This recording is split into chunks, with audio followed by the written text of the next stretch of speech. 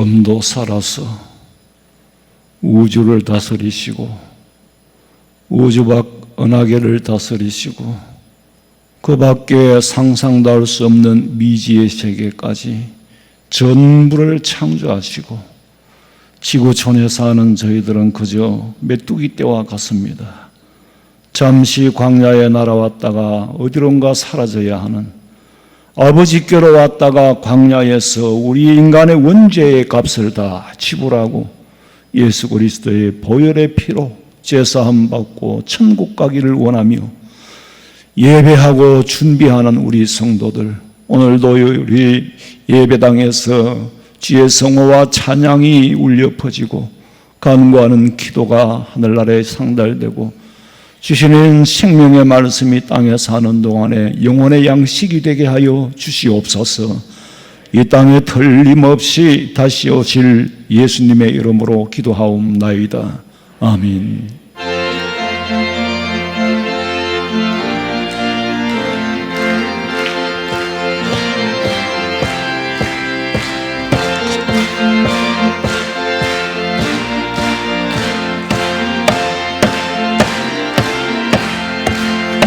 내 진정 사모하는 친구가 되시는 구주 예수님은 아름다워라. 산 밑에 백합화요 빛나는 새벽별, 주님 영원할 게 아주 없도다. 내 맘이 아플 적에 그 밀어내시며 나 외로울 때 좋은 친구라. 주는 저 산 밑에 백합 빛나는 새벽별, 주님 위에 비길 아주 없도다. 내 맘의 모든 염려 이 세상 돌았고 주님 항상 같이 하여 주시고, 시험을 당할 때에 악마의 계교를 적시 물리치사 날 지키네. 온 세상 날 버려도 주 예수 안 버려 끝까지 나를 돌아보시니. 주는 저 산 밑에 백합 빛나는 새벽별, 이 땅 위에 비길 것이 없도다. 내 맘을 다하여서 주님을 따르면 길이 나를 사랑하리니. 물불이 두렵지 않고 잠금도 더없네. 주는 높은 산성 내 방패시야. 내 영혼 먹이시는 거에 누리고 나 친히 주를 뵙기 원하네.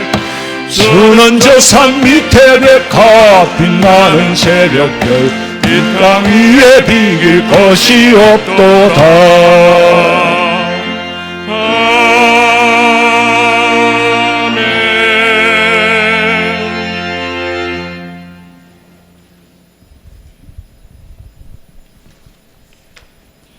구원의 여정을 향해 우리를 이끌어 인도해 가시는 살아계신 전능하신 여호와 하나님 아버지, 뒤돌아보면 순간순간 기적이 없고 남은 산도 아버지께 또 맡기며 오늘 이 하루를 허락하심에 감사에 감사를 더하고 더하여 영광과 찬송을 올려드립니다.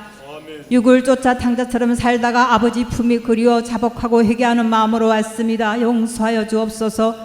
이 나라를 사용하여 주신 아버지, 영적으로 깨어 기도하는 자들을 훈련시키시어 중요한 위치에서 큰 영향력을 발휘할 수 있는 하나님의 자녀들로 채워지게 하시며, 이 나라와 교회들과 더 나아가 세계 열방을 품고 기도하는 기도의 동력자로 서 있는 용사들의 눈물이 하늘의 미랄로 썩어져 회복과 치유의 역사가 일어나 다시금 부흥의 불이 타오를 수 있기를 소망하며 또 그렇게 된 것을 보기를 원하나이다.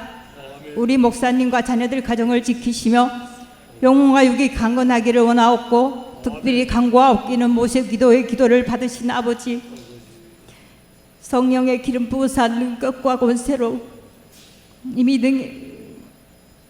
말씀의 불을 지펴 강력한 사역자를 일어나게 하시며 강단에서 생명수가 흘러넘쳐 온 성도들이 먹고 마시며 나눌 수 있는 은혜가 풍성함으로 온유와 겸손으로 낮아지게 하시며 오직 예수 그리스도를 한 분만으로 신뢰하며 나아갈 수 있는 열심과 힘을 주옵소서. 부목사님, 전도사님 가정에도 함께 하시고 영으로 부으시고 채워셔서 말씀이 떨어지는 부서부서마다 하나님을 아는 지식이 더하여 가장 중요한 시기에 세상과 타협하지 않고 오직 주님만의 영광을 위하여 그 시간들을 드릴 수 있는 영혼들이 되게 하여 주옵소서. 전도주의를 앞두고 기도합니다. 전도를 위한 프로그램과 행사들이 온 교회의 성도들에게 간신과 충성과 봉사와 물질과 기도로 협력하여 열매 맺어 알곡되게 도와주시고 우리의 믿음을 보시고 칭찬하시고 믿음 없음을 책망하시는 아버지 중심을 들여 칭찬받는 자리에 서 있게 하옵소서. 내 부모 형제 친척 이웃 저들에게 아버지 품에 돌아와 안기기를 또 영접하기를 원합니다. 마지막 종착역을 향해 달려가는 그 원열차에 몸을 싣기를 바라며 마음이 급합니다. 시간이 없습니다. 이 기회가 지나면 또 얼마나 긴 기다림이 될지 몰라 조급해집니다. 오실 장로님을 위하여 대신자를 위하여 기도에 동참하게 도와주셔서 이번 전도주의를 통하여 많은 간증과 은혜와 체험 속에서 새로운 역사를 쓰게 하여 주옵소서. 이 기회를 통하여 모든 성도가 일어나 빛을 발하며 도전을 통해 더 큰 꿈을 꾸며 성장해 갈 수 있는 가정과 교회의 미래가 있게 하여 주시고 선교지에서 뛰고 계시는 선교사님들에게도 힘을 주시고 십자가의 은혜 안에 있게 도와주옵소서. 성가대에 올려드리는 찬양을 받으시고 더 풍성한 은혜의 삶을 허락하여 주옵소서. 이 예배를 기뻐하실 줄 믿고 감사드리며 예수님의 이름으로 기도하옵나이다.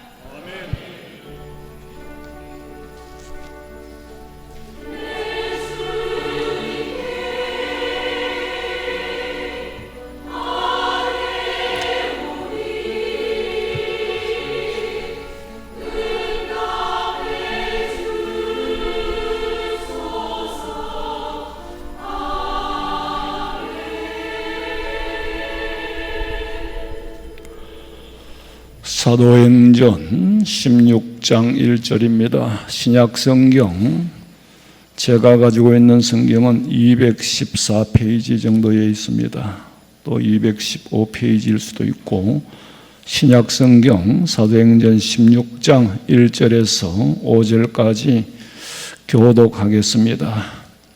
바울이 더베와 루스라의 이름에 거기 디모데라 하는 제자가 있으니 그 어머니는 믿는 유대 여자요 아버지는 헬라인이라.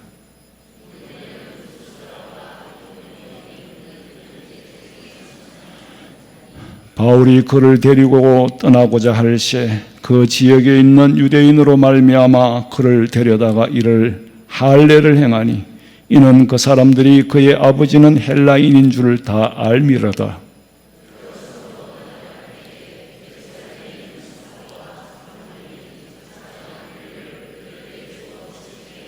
5절 같이 봅니다. 이에 여러 교회가 믿음이 더 굳건해지고 수가 날마다 늘어가니라. 아멘. 마리아 찬양대에서 찬양드리겠습니다.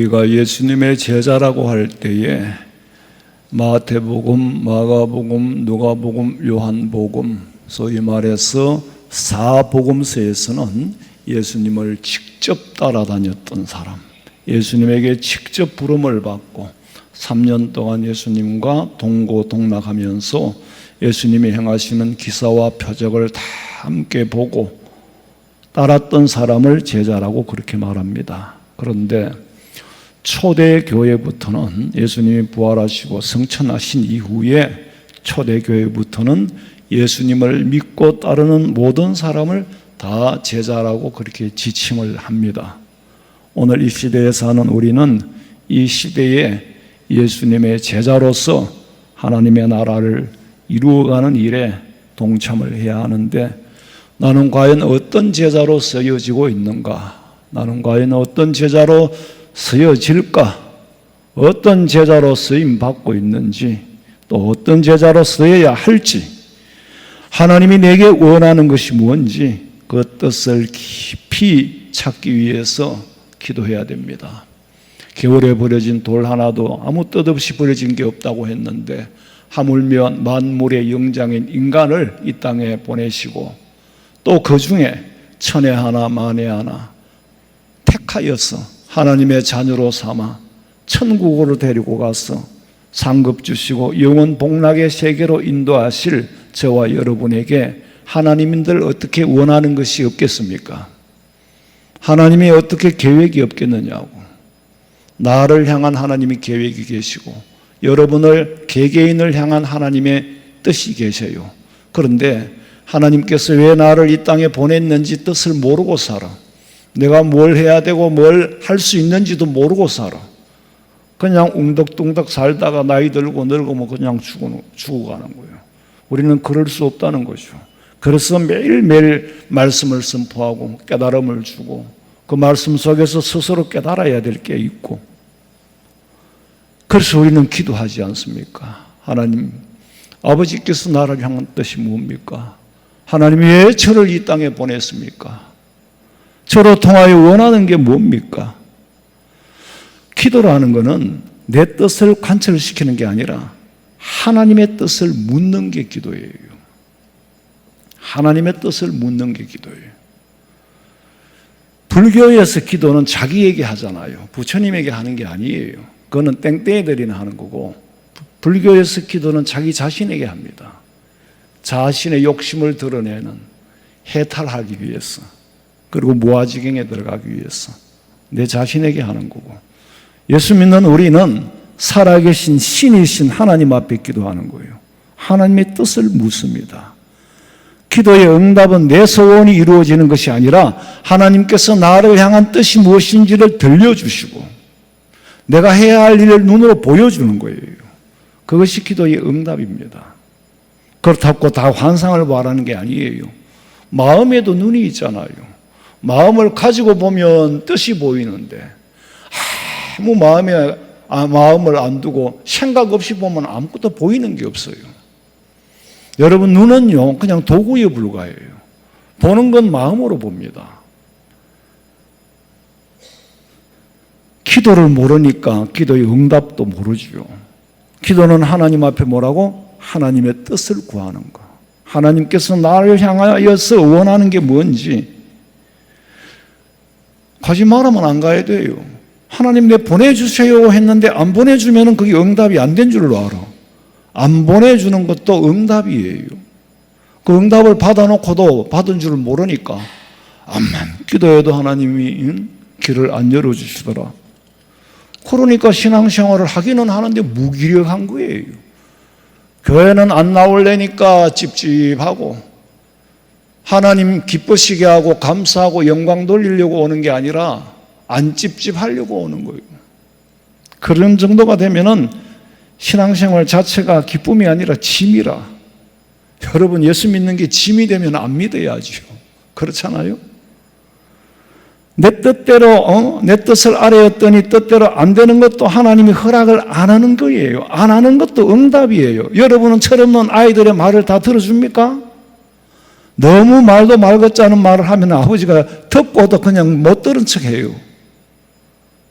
아버지 들려주세요 하는데 아버지가 애초에 너무 택도 없는 소리를 하니까 아버지가 아무 말씀 안 하시는 것도 응답이에요.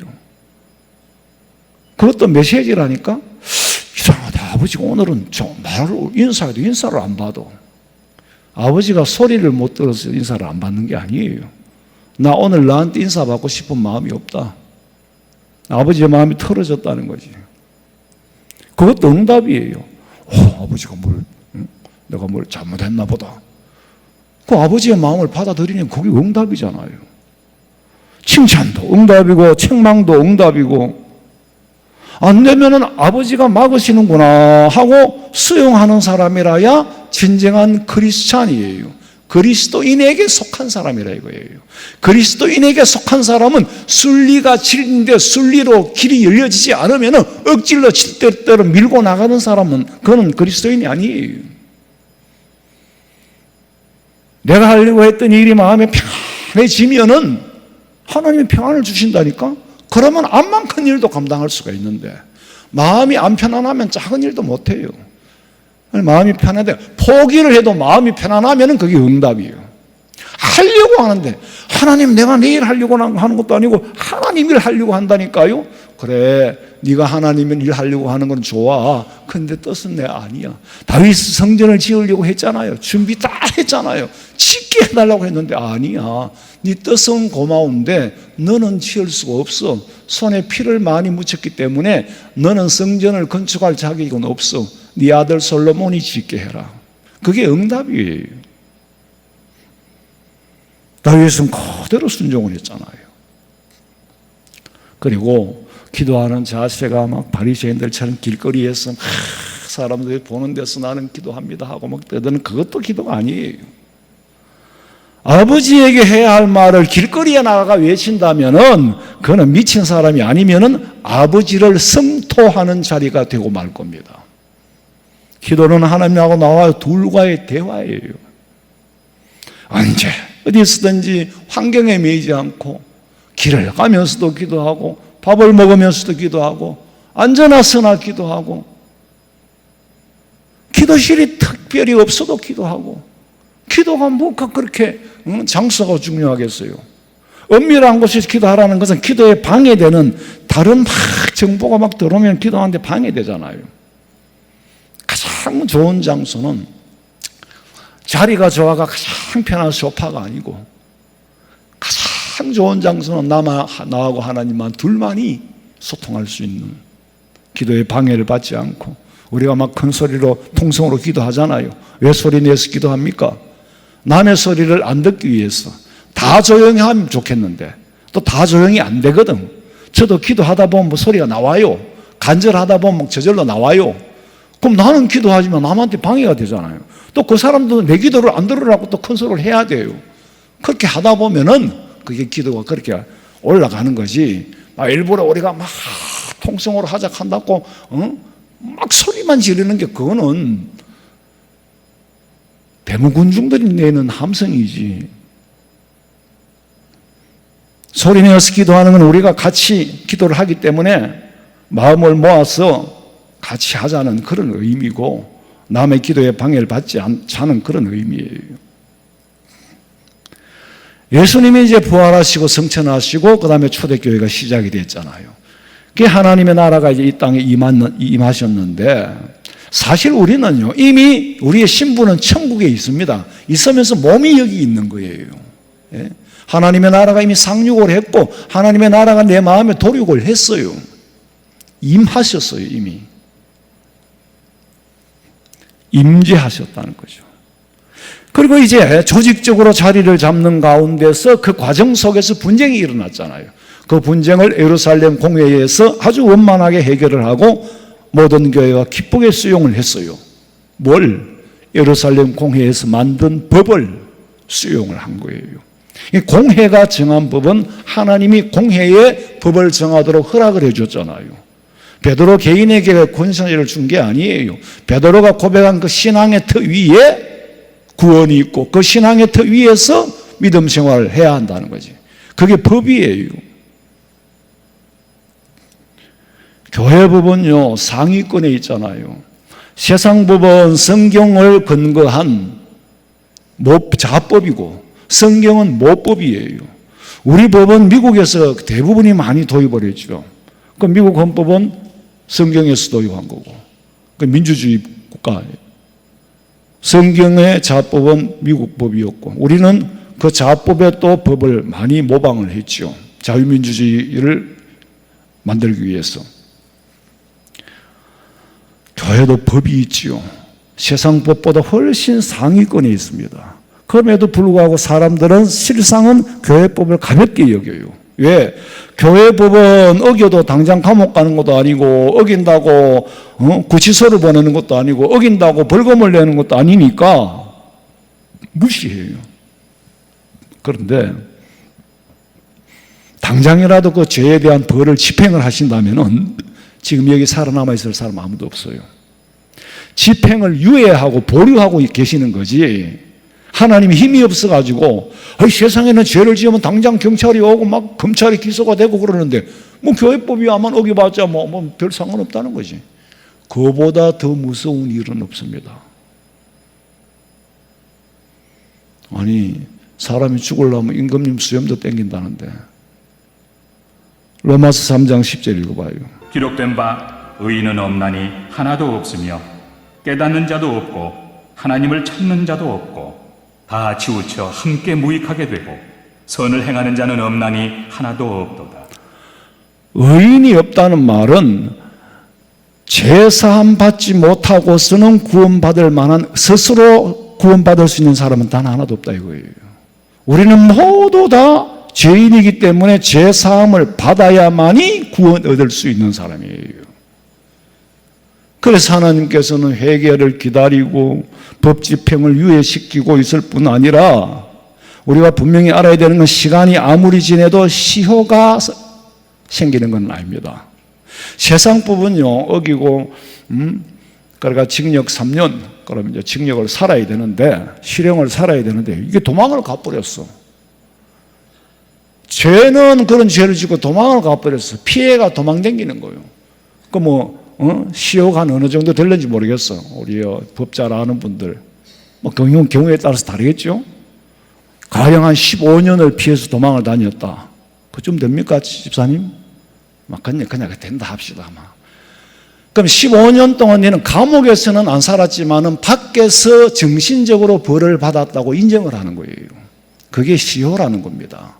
그런데요, 하나님의 법에는, 세상 법은 그 시효가 지나고 나면은 죄가 없어져 버려요. 벌을 안 해. 근데 하나님의 법을 어기면 시효가 없다는 거. 그냥 지나가고 있을 뿐이지요. 시효가 없습니다. 아이고, 이제 지나가는 거 무사히 지나가는 내 죄는 다 사라졌나 보다. 천만에요. 천만에요. 죄는 그대로 남아 있습니다. 다만 집행을 계속해서 유예하고 보류하고 있을 뿐이에요. 세상 법은 몸은 가둘 수 있어도 사형까지 집행할 수 있지만은 하나님의 법은 몸만이 아니라 영혼까지 영원히 멸하시는 그런 법이에요. 그래서 우리는 하나님을 두려워해야 되는 거예요. 하나님의 법으로 출교를 시키면은 지옥에 갑니다. 여러분, 하나님의 나라가 방해받지 않도록 하나님의 교회도 법이 있잖아요. 그 법이 없으면 질서가 깨어지고 하나님의 나라가 세워지는데 무질서하면 그게 어떻게 하나님 나라겠어요? 그래서 공회해 주신 법이 있어요. 마태복음 10장 28절. 몸은 죽여도 영혼은 능히 죽이지 못하는 자들을 두려워하지 말고 오직 몸과 영혼을 능히 지옥에 멸하실 수 있는 이를 두려워하라. 몸과 영혼을 지옥으로 멸하는 자를 두려워해라. 근데 우리는 반대로 살아가잖아요. 당장 몸을 가두고 벌 주는 세상, 그 법은 두려워하는데 몸과 영혼을 다 지옥에 보내는 하나님은 두려워하지 않고 있어요. 세상 어떤 권세로도 지옥을 보내거나 천국에 보낼 수 있는 권세는 없습니다. 교회뿐만이 가능한 겁니다. 우리가 보통 이제 교회에서 죄를 지으면 제명을 하죠. 그 밑에도 벌이 있어요. 권고로부터 경계 이래 쫙 올라가는데, 제명은 만약 예를 들어서 우리 화원생명교회에서 제명을 시키면 화원생명교회 교인은 아니에요. 교적부에서 뺍니다. 그럼 못 나와요. 나오면 경찰에 고소를 해요. 하면 이 사람 교회 못 나와. 교회법으로 못 나오도록 법을 하면 세상법은 교회법을 가지고 재판을 하거든요. 세상에는 그런 법이 없어요. 교회법을 가지고 재판을 해줍니다. 그럼 딴 교회 가면 돼. 근데 출교라는 것은 구원 밖의 신분으로 쫓겨나는 겁니다. 너는 교회의 무리가 아니다.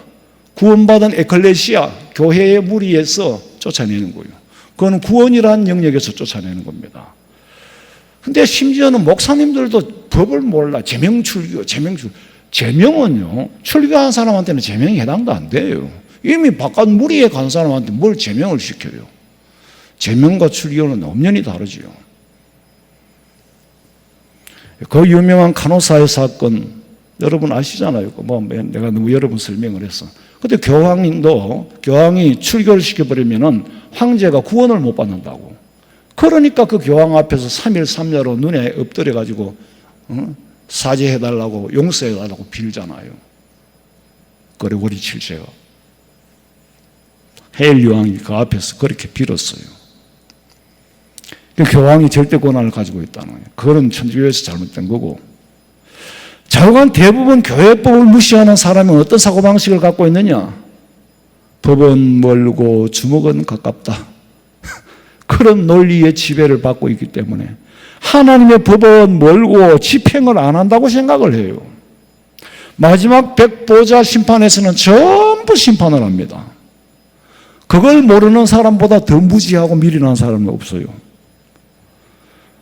세상 법은 피해갈 수 있지만 하나님의 법은 절대로 실효도 없다니까?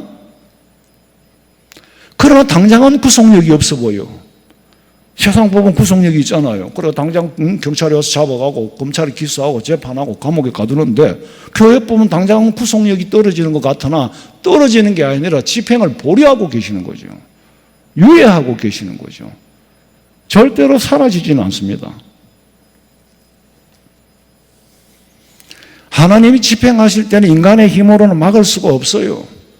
세상에는 죄를 짓고 변호사들 싸고 대법원에 가고 난리를 치는데 세상 하나님의 법은 그렇지 않아요.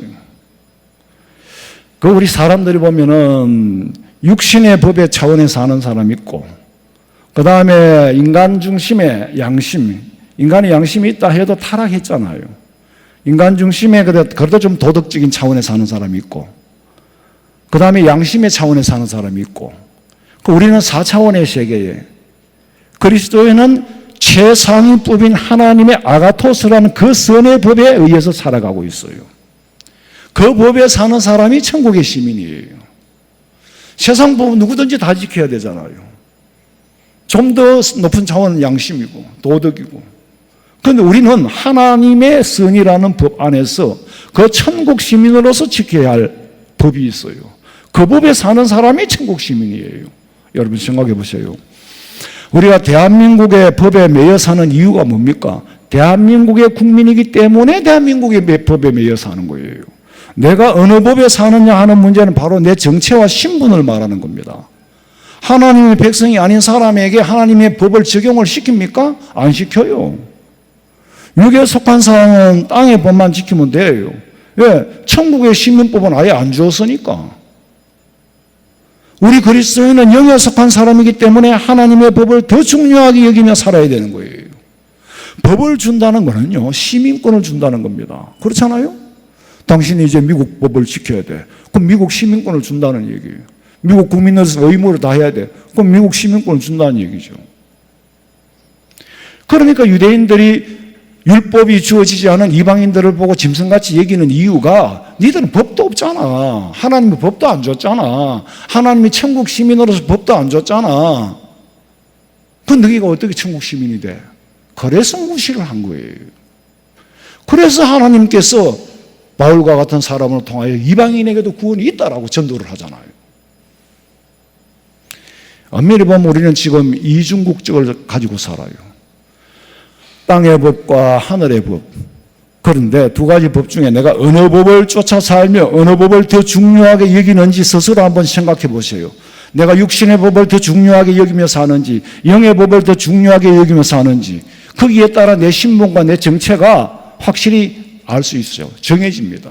그러니까 남이 말할 수 있는 게 아니에요. 본인이 알아요. 내가 영의 법을 쫓아 사는 것을 더 중요하게 여기면 그 사람 크리스찬이고 그리스도에게 속한 그 나라의 사람이고, 내가 육의 법을 더 중요하게 여기면 그 사람은 육에 속한 사람이, 이 땅에 속한 사람이에요.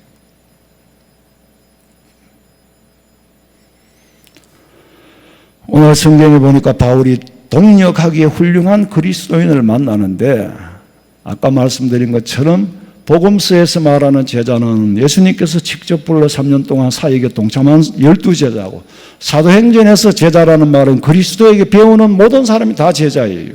그래서 예수님께서 말씀하시기를 무거워 수고하고 무거운 짐진 자들아 다 내게로 와서 보고 배우고 들어라. 예수님의 가르침을 받는 사람은 이제는 다 제자예요. 바울이 루스드라라는 동네에 갔더니 거기에 누가 있더라고? 디모데라는 사람이 있었어. 디모데를 만났어.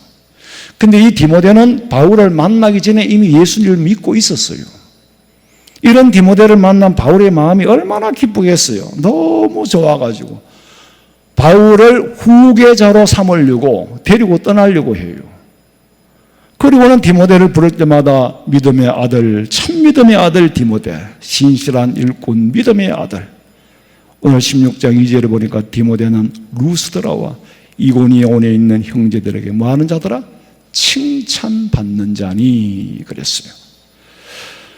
디모데는 바울을 만나기 전에 동네 사람들에게 칭찬받는 자라고 했어요. 그래서 여기 말씀을 가만히 묵상을 해보니까, 하나님, 저는 과연 디모데처럼 이 동네에서 칭찬을 받는 사람입니까?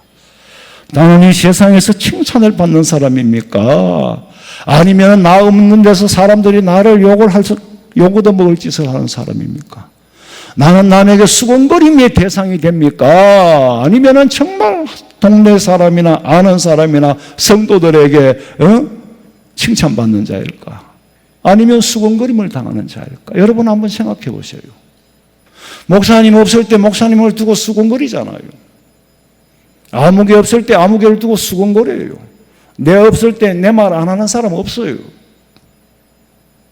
그런데 하는 거는 좋은데 과연 내가 수군거림의 대상이 될 건가, 칭찬의 대상이 될 건가? 둘 중에 하나예요. 둘 중에 하나. 근데 디모데는 칭찬받는 자라고 그랬어.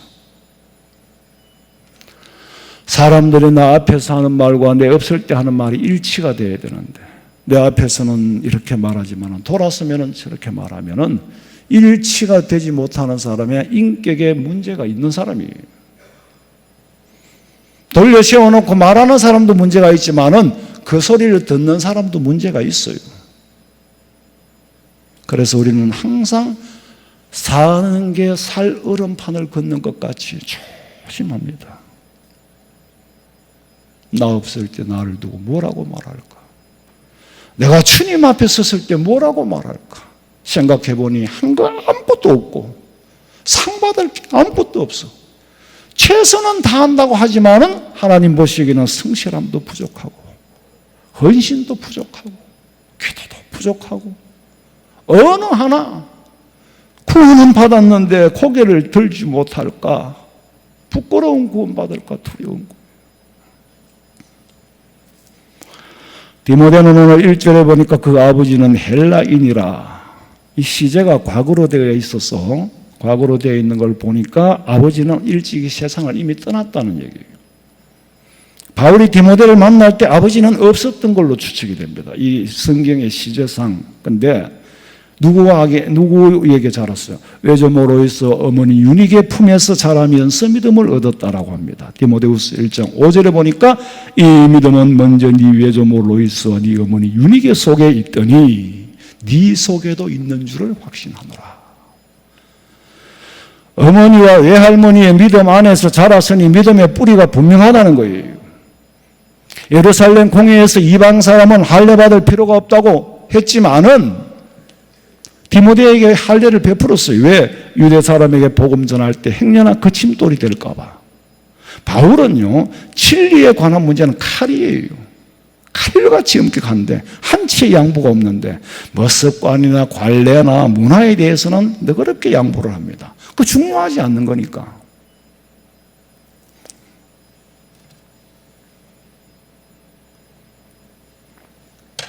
우리가 솔직히 이제 지금까지 해오던 일이라서, 근데 엄밀히 말하면 강대상에는 목사가만 쓴다 그런 법은 없습니다. 여기는 이 자리는 뭐 하는 자리냐? 가르치는 자리예요. 가르치는 사람은 누구든지 여기 쓸 수 있습니다. 물론 어떤 사람이야? 강도권이 있어야 돼. 가르치는 권세가 있는 사람은 누구든지 쓸 수 있어요. 여기에 못 올라오는 그런 게 어디 있어요? 근데 옛날에 제가 어릴 때는 강대상에 닦을 때는 여자들은 못 올라가니까 손을 이리 갖다 닦았어요. 그런 이 습관, 관례 하나도 중요하지 않습니다. 아니, 어떤 교회는 장립 집사님들이 돌아가면서 대표 기도를 해요. 장로님도 하고 집사님도 하고, 또 뭐 장로님은 여기 올라가고 집사님은 저기 가서 해야 돼. 그런 법은 사실 없습니다. 근데 해오던 거라 가지고 여나 저나 나는 같다고 생각하니까 그렇지, 집사는 자격이 없어가 밑에서 기도하고 하나님 앞에 기도하는데 무슨 자격이 필요합니까? 목사도 설교를 들을 때 내려가서 들어요. 그런 울타리 법들이 너무 많이 정해져 있어. 그게 왜 그러냐? 우리나라 복음이 들어올 때요, 우리는 상향식이잖아요. 밑에 하인들로부터, 가장 천민들로부터 복음이 전해졌어요. 그러니까 교회 와서 뭐 한 자리 하면은 이게 이제 벼슬인 거예요. 하향식으로 높은 사람들한테 복음이 전해져 가지고 밑으로 내려가면은 그런 교회의 역사는 교회 조직이 뭐 직분이 뭐든지 아무 상관이 없는데, 우리는 양반 상놈이 있던 시절에 상향식이란 말이야. 가장 천민들로부터 복음을 받아가 교회 와서 집사를 시켜주니까 이게 무슨 완장인 줄로 알고, 권사 장로가 무슨 완장인 줄로 아는 게, 이게 잘못된 거예요. 여기서 교회가 근본적으로 타락을 하잖아요. 다 교사냐, 다 선생이냐, 다 사도냐, 다 목사냐, 각기 직분이 다른 거예요. 그런데 그렇게 하고 있잖아요. 권사님이 여기 올라왔다, 권사님이 저 앉아가 해야 돼. 이게 지금 서글픈 현실이에요. 만약에 제가 이걸 지금 고친다면은 성도들이 의아해 할걸요. 목사님이 타락을 했나? 갑자기 왜 저러냐? 처음부터 그런 양식 자체가 잘못 도입된 겁니다. 강대상에는 가르치는 자만 올라간다라는 게 엄밀히 자세히 정확하게 전달이 안 돼서 그런 거예요. 강도권이 없으면 사실 여기 와서 가르치는 건 하지 못하는 거죠. 가르치는 거는 자격이 있는 사람이 가르쳐야 돼. 뭐 간증은 아무나 할 수 있어요. 그러나 설교권은 아무한테나 안 주는 거죠. 왜? 아무한테나 주면 아무 소리나 해버리면 교회가 문제가 일어나기 때문에. 그러니까 한국 교회에 우리가 지금 하고 있는 거는 전통이에요. 정통이고, 또 뭐 그래 한다고 왜 나를 목사님 강대상에서 기도하지 않게 해줍니까? 이 말을 하는 사람도 없고, 어떤 교회는 보면 또 이게 두 개라, 강대상이. 하나는 장로님 기도하는 강대상이고, 하나는 또 여기 목사님 설교하는 강대상이고, 가운데는 상을 떡 차려놓고 십자가 하나 갖다 놓고 촛불 켜놓고 성경 갖다 놓고, 얄구전 교회가 다 있어요. 얄구전 교회가. 아니 목사님 교회 십자가가 있어야 되잖아요. 십자가는 여기 갖다 붙일 필요가 없어요. 밖에는 여기가 교회라는 걸 표하는 거지, 십자가는 예수님이 아니에요. 사형 형틀이지. 제가 이 말씀을 드리는 것은, 바울은 진리에 관한 문제는 칼같이 한치의 양보가 없지만 관례나 습관은요 다 양보를 합니다. 그게 사실 리폼드 처치라는 말은, 개혁파 교회라는 말은, 잘못된 거는 날마다 개혁해서 끌어안고, 개혁해서 끌어안고, 진리를 지키며 끌어안고, 그게 진짜 보수예요. 보수라는 거는 뭐냐? 보수는 발전이 있어야 돼요. 보수라 한다고 가만히 끌어안고 있는 게 보수가 아니에요. 보수는 옳은 거를 지키는 게 보수예요. 저간 바울은 이제 후계자가 필요했어요. 앞으로 계속해서 사역을 이어갈 사람, 동반자가 아니라 동력자가 아니라 바나바와 실라 같은 사람은 동반자의 동력자였죠. 그런데 디모데는 동반자가 아니라 엄연한 후계자입니다. 바울은 복음을 전하면서 꾸준히 그 환경에 맞는 후계자와 귀한 일꾼들을 양성했었어요. 그리고 바울은 거침없이 나를 본받는 자가 되라 그랬어요. 고린도전서 4장 16절에 보니까 그러므로 내가 너희에게 권하노니 너희는 나를 본받는 자가 되라. 11장 1절에 내가 그리스도를 본받는 자가 된 것 같이 너희는 나를 본받는 자가 되라. 아니 설사 자기가 잘났다고 해도 어떻게 잘났으면 잘났지 자기를 본받으라고 할 수 있겠습니까? 나를 본받으라는 거예요. 이런 도덕 없는 사람이 있겠어? 이렇게 겸양지덕이 없는 사람이 있겠냔 말이요. 그런데 그게 아니에요. 이 말 속에는 바울이 그리스도를 본받는 믿음과 그 삶의 모습과 마음을 자신 있게 본받으라고 할 만큼 믿음은 귀한 것이기 때문에 내가 믿는 걸 본받으라 이거예요. 중요한 것은 자기가 아니라 내가 믿고 있는 그 예수님, 그 예수님을 나처럼 믿으라는 거지.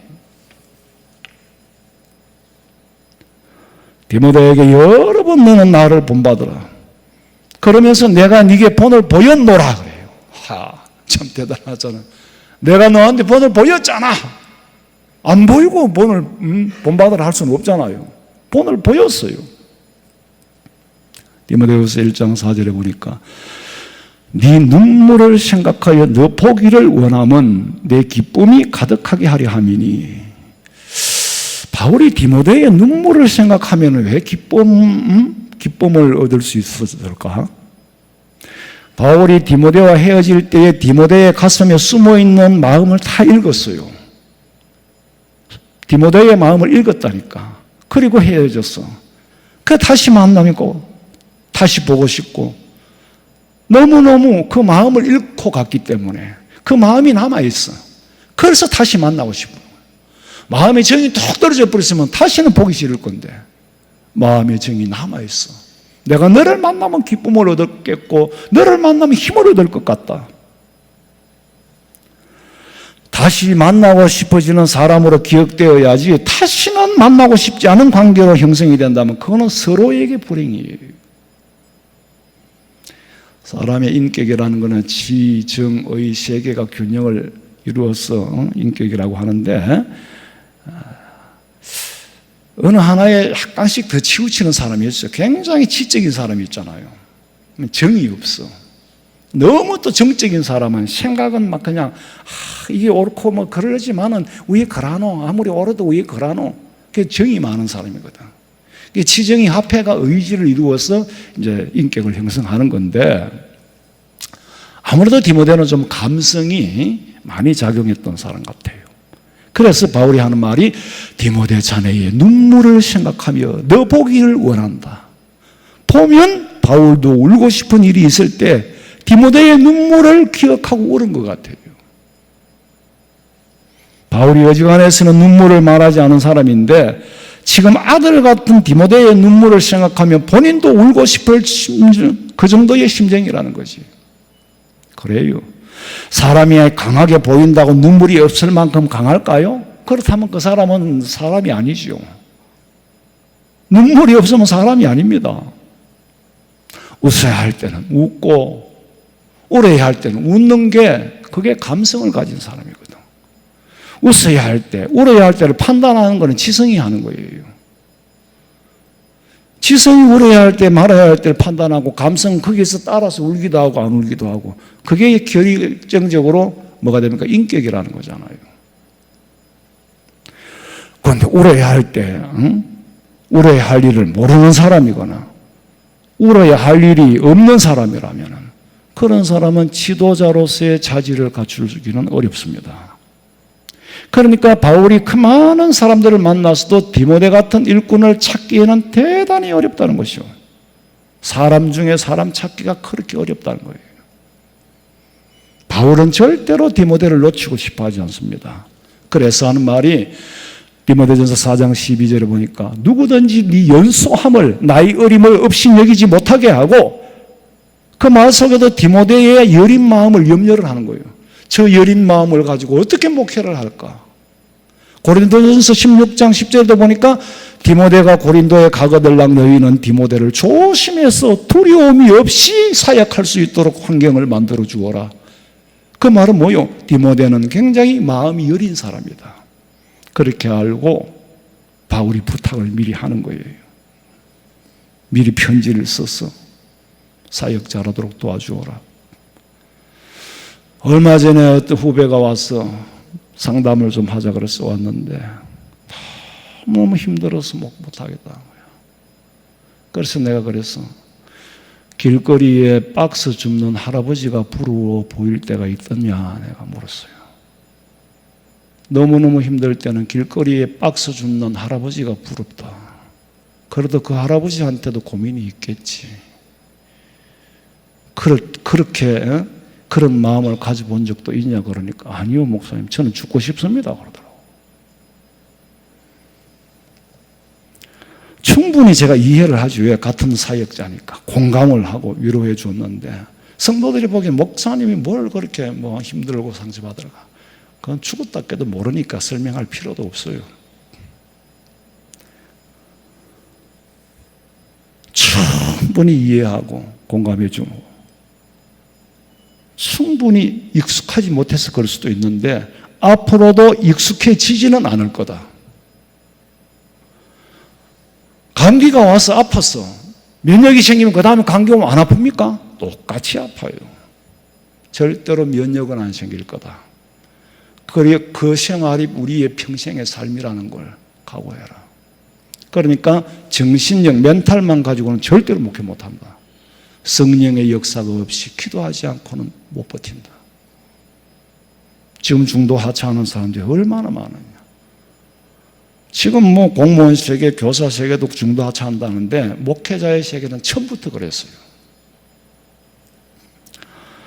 바울이 보기에는 디모데는 아직 목회에 익숙하지 않은 사람이라 편지를 통해서 계속 담대하라 그래요. 담대하라. 하나님의 성령의 역사가 아니고서는 도저히 감당할 수 없거든. 그것뿐만이 아니라 디모데 역시도 몸도 약했어요. 아마 그 학자들의 말에 의하면 그래요. 제가 의사가 아니니까 디모데 같은 성격의 유형을 가지고 있는 사람에게는 다혈질적인 사람보다도 위장이 약하다 그래요. 우리 장로님, 의사 장로님 틀렸으면 틀렸다고 그냥 그렇게 생각하세요. 근데 자관 학자들의 말에 의하면은 디모데가 위장만 약한 게 아니라 딴 것도 약했는데 아마 위장이 약한 사람은 주로 그런 유형이 아니겠느냐. 디모데전서 5장 23절에 보니까 디모데에게 하는 말이 이제부터는 물만 마시지 말고 네 위장과 자주 나는 병을 위하여 포도주를 조금씩 쓰라 그랬어요. 그러니까 위장만 나빴던 게 아니라 그 외에도 자주 나는 병이 있다는 걸 보면 아마 고질적인 병을 앓고 있었던 것 같아요. 이거를 바울은 자기도 찌르는 가시를 평생 안고 아파봤으니까 남의 아픔도 나눌 수 있고 배려하는 마음도 있고 이해를 하는 거예요. 넌 젊은 놈 왜 그렇게 자주 아파? 그렇지 않고 내가 아파봤으니까 배려를 하는 거예요. 저는 내가 아프니까 우리 부목사님들 아프다 하면 아프다 하면 병 가라. 아파 본 사람만이 아니까. 이렇게 유약한 사람을 하나님께서 쓰실 때는 믿음은 훨씬 더 강하게 연단을 시켜서 사용하십니다. 인간적인 강인함이라는 것은 오히려 장애가 될 수 있어요. 대박 막 맞부딪히잖아요. 유연하지 못하니까 맞부딪히는 거예요. 그럼 그날부터 깽판이 나는 거죠. 고린도전서 1장 27절을 보고. 그러나 하나님께서 세상의 미련한 것들을 택하사 지혜 있는 자들을 부끄럽게 하려 하시고 세상의 약한 것들을 택하사 강한 것들을 부끄럽게 하려 하시며 하나님께서 세상의 천한 것들과 멸시받는 것들과 없는 것들을 택하사 있는 것들을 해하려 하시나니 이는 아무 육체도 하나님 앞에서 자랑하지 못하게 하려 하심이라. 육체적으로 육체적이라는 말은 꼭 몸만이 아니고 세상의 육에 속하여 있는 자랑거리, 지식, 돈, 명예 다 이런 사람들은 오히려 미련한 자를 들어 사용하여서 지혜롭다고 그러고 자랑하는 걸 오히려 부끄럽게 만들어버리는 거예요. 천대와 멸시받는 자들로 통해서 있다고 자랑하는 사람을 자랑하지 못하도록 부끄럽게 만들어버린다. 사실 우리가 가지고 있는 육신의 거는 자랑거리도 못 돼요. 나를 지켜줄 수도 없어요. 돈이 내 건강을 지켜줍니까? 돈이 내 생명을 지켜줍니까? 우리가 갖고 있는 것은 사실은 부질없는 거예요. 내 존재 자체도 벌레만도 못한, 때로는 먼지 같은, 티끌 같은 너 야고바가, 지렁이 같은 너 야고바. 우리는 참 대자연 앞에서 인간이 얼마나 연약하고 나약하다는 거. 그래도 우리는 창조주 하나님을 알고 산다는 것만도 대단한 축복이지요. 이 세상 사람들 어디서 왔다가 어디를 가는지는 몰라요. 근데 우리는 목적지가 있잖아요. 이미 내 마음은 저 천국에 가 있어. 그러면서 육신이 여기 사니까 사는 동안에는 사는 거예요. 할 일이 있고. 여러분, 우리가 신앙생활 하기 하면서 누구에겐가 칭찬받고 누구에겐가 데리고 가고 싶어지는 사람이 될 수 있다면은 나는 이 땅에 태어난 보람이 있고, 아무도 나를 사용해 주지 않고 써주지 않고 아무도 내게 미련을 갖지 않는 사람이 된다면은 세상에 태어난 보람이 없는 거예요. 바울은 이런 디모데를 데리고 다니면서 복음을 전했을 때에 오늘 16장 5절에 이에 이 모든 일로 인하여서 여러 교회가 믿음이 더 굳건해지고 수가 더 늘어나니라. 교회 수도 늘어나고 성도들도 늘어나고. 우리는 사도 바울과 디모데와 같이 나를 통하여 교회가 굳어지고 나를 통하여 많은 사람들에게 칭찬받는 사람이 되어서 하나님 앞에 영광 돌리는 도구로 사용되어질지언정 하나님의 일에 거친 돌이 되지 않기를 주님의 이름으로 축원합니다. 자비로우신 아버지 하나님, 디모데와 같이 칭찬받는 자는 바울이 들어 사용하고 싶어 믿음의 아들이라고 부르면서 목회를 하도록, 바울은 전도자였지만은 이제는 목회자가 필요한 시대가 되어서 후계자로 세웠습니다. 하나님, 우리는 다 제자들이 아닙니까? 저희들로 통하여 제자로 삼고 제자된 우리로 통하여 믿는 자의 수가 늘어나고 제자된 우리가 사람들에게 칭찬받게 하여 주시옵소서. 다시 오실 예수님의 이름으로 기도하옵나이다. 아멘.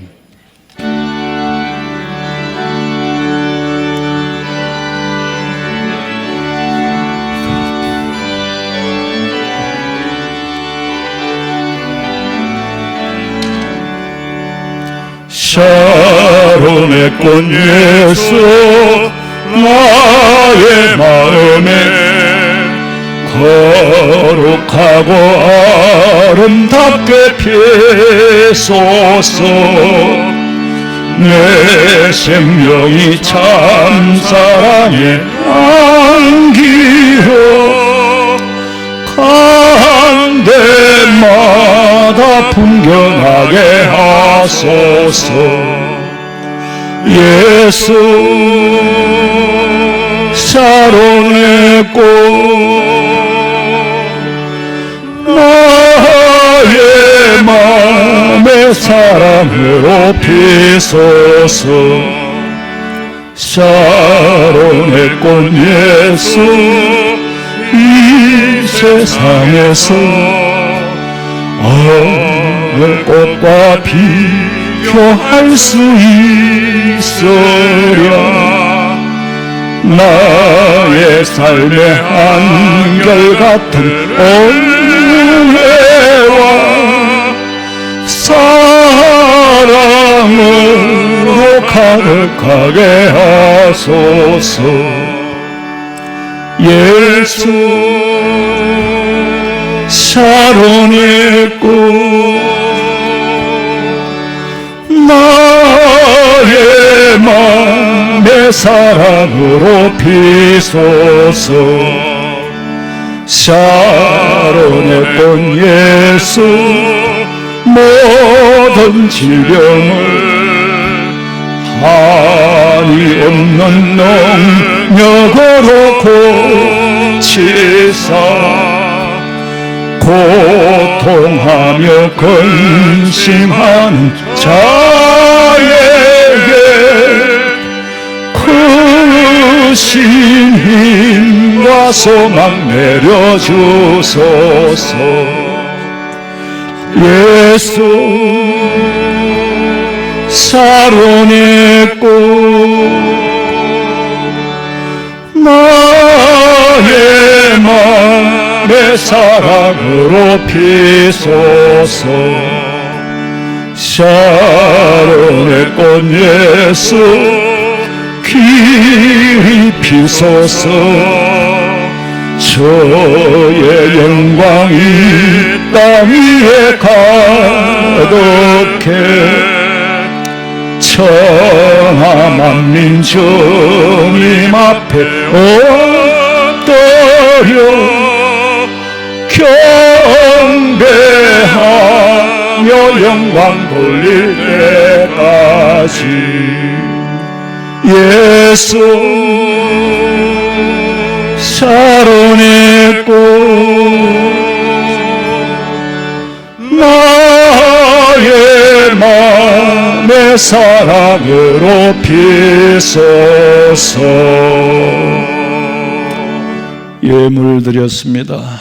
기도드리겠습니다. 하나님, 범사에 감사하라고 하신 하나님, 지금은 원망스럽고 불평스럽지만은 그것마저도 결국에는 감사할 일로 만드시는 합력하여 선을 이루시는 하나님, 항상 감사하며 마음을 들여서 귀한 예물 드렸사오니 감사할 일들이 끊어지지 않게 하시고 우리 교회 성도들 모두가 항상 범사의 모든 일에 감사하며 슬픔도 어려움도 고통도 다 감사와 기쁨으로 만들어가는 성숙한 그리스도인으로서 사람들에게 칭찬받는 성도들이 되게 해 주시옵소서. 다시 오실 예수님의 이름으로 기도하옵나이다. 아멘. 지금은 우리 주 예수 그리스도의 은혜와 하나님 우리 아버지의 그 놀라우신 사랑과 성령의 위로하심과 교통하심이 주의 전에 나와 예배하며 세상 사람들에게 빛이 되기를 원하는 우리 성도들의 머리 위에 가정과 직장과 사업장과 자녀들의 앞길 위에 지금으로부터 영원토록 함께 있을지어다. 아멘. 아버지 소이다. 아버지